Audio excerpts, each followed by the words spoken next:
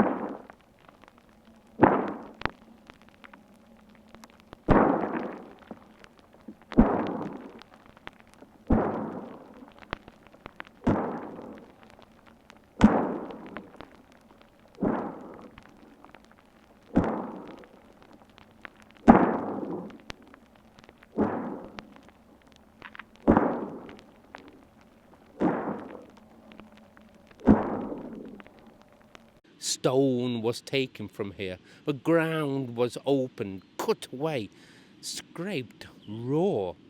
What we walk on now was once exposed to weather and time in a way that feels almost uncomfortable to imagine.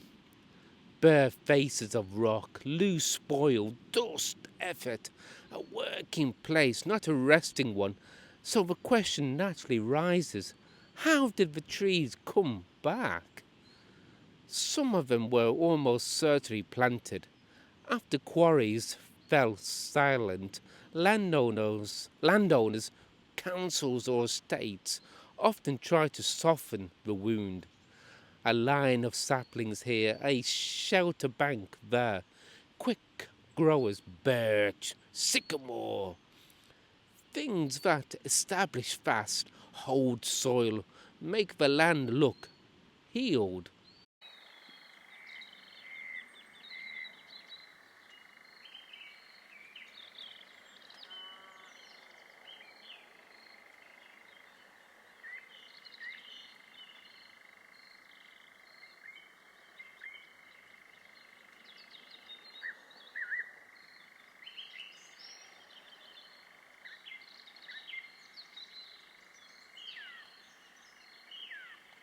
These trees stand in straighter lines, sometimes of similar age, as if they arrived together and agreed a shared posture.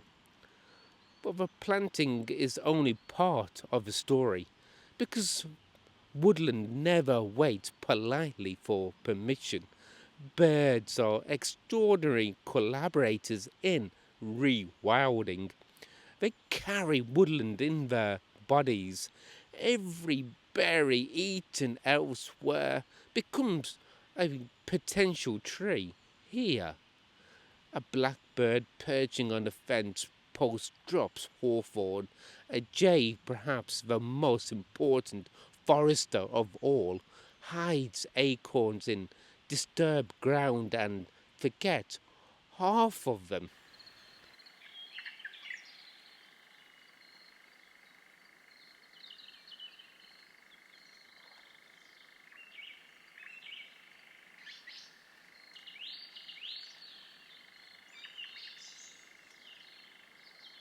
Those forgotten acorns become oaks, given time and patience. Thrushes bring rowan. Pigeons bring beech mast. Wind carries seed too. But birds decide where forests begin. What a quarry offers strangely is opportunity, disturbed soil, open ground, sunlight, fewer competitors. To a seed, this looks like an invitation. Look closely, and you can often read the difference. Birch leaning at angles, rooted where dust once gathered, willow finding damp hollows where water collected in working pits, ash and hawthorn threading themselves through rubble, and spoil. These are not planted in rows, they arrive unevenly, responding to microclimates, to cracks in stone, to where moss first softened the surface. This is succession, the land teaching itself how to be a woodland again. The earliest arrivals are often the pioneers, birch especially. Birch doesn't demand much. It will grow where almost nothing else can, drawing nutrients slowly back into the exhausted ground. Its leaves for decay deepen the soil by millimeters at a time. Moss follows, then fungi, then insects, then birds that prefer cover, and with them more seed.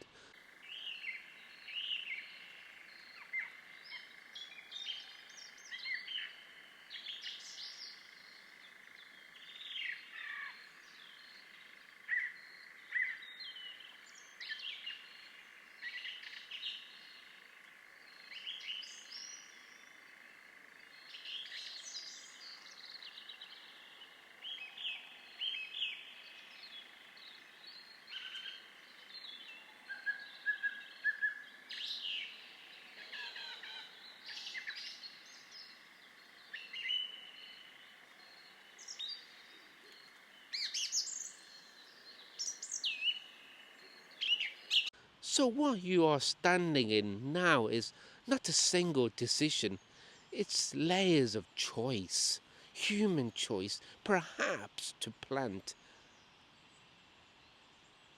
to pause, to perch, to feed, and the land's own quiet consent to be something other than a scar. This matters because it changes how we see the trees. They are not simply replacements for what was lost. They are witnesses to recovery. Some were invited, others arrived, unannounced. All of them stayed. If you run your hand over the bark of a birch tree here, or rest against a sycamore grown from a bird dropping seed, you are touching a conversation between extraction and return, between taking and giving back. The woodland is not pretending the quarry never happened. It has grown through it, and that perhaps is the lesson this place offers. Nature does not rush to erase our marks, it adapts around them, it settles into them, it finds cracks and makes them roots.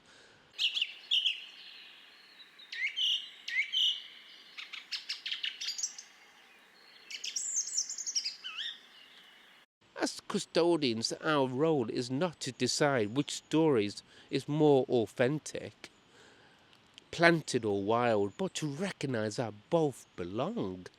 This is woodland is neither entirely managed nor entirely accidental. It is a partnership across time. The birds did their part, the trees did theirs, the stone, patient as ever, allowed it. And now we walk here, beneficiaries of the recovery, still ongoing, still writing itself, leaf by leaf, seed by seed, year by year.